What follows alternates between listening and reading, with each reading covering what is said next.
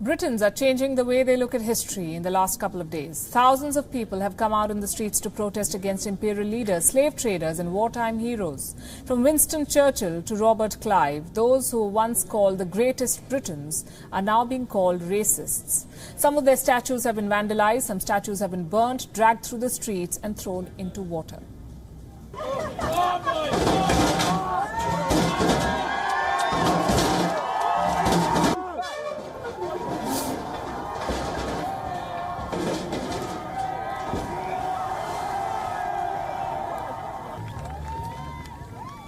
The latest statue to face the heat is that of Mahatma Gandhi's. Protesters want Gandhi's statue removed from Leicester.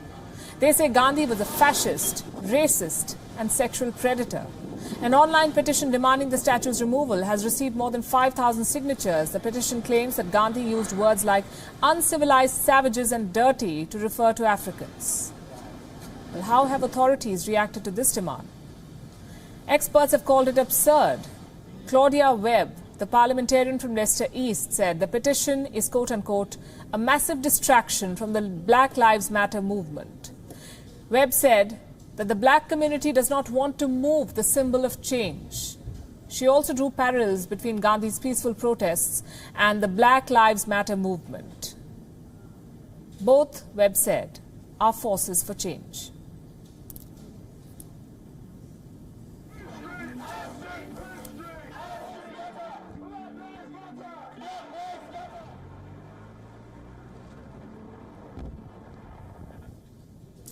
But what's happened over the weekend in the UK was far from peaceful.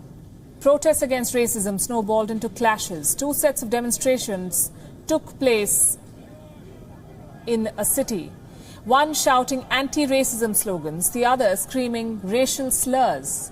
Far-right activists said that they wanted to defend historical monuments and the British culture. But what happened was quite the opposite. Soon the two sides clashed at the iconic Trafalgar Square. The police intervened only to be attacked by the protesters. Some tossed bottles at the officers, some even set off fireworks. 15 people were injured. At least 5 people have been booked for assaulting police officers. British Prime Minister Boris Johnson condemned this incident. He said those indulging in violence would be met with the full force of the law.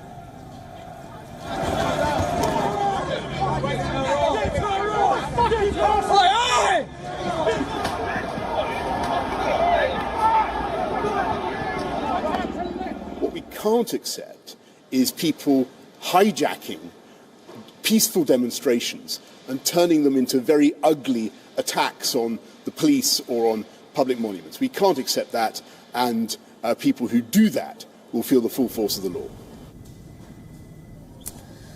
All the politics and clashes aside, let me show you a photo that has gone viral since the violence. This is a black man carrying an injured protester to safety. What makes this photo special is that the injured man is a suspected far-right protester.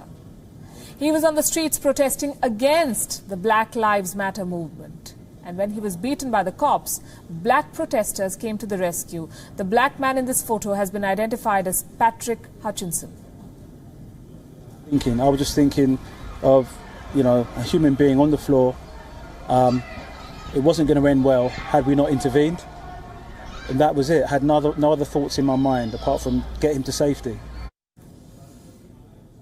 It's stories like these that give us a sense of hope amidst the darkest of times.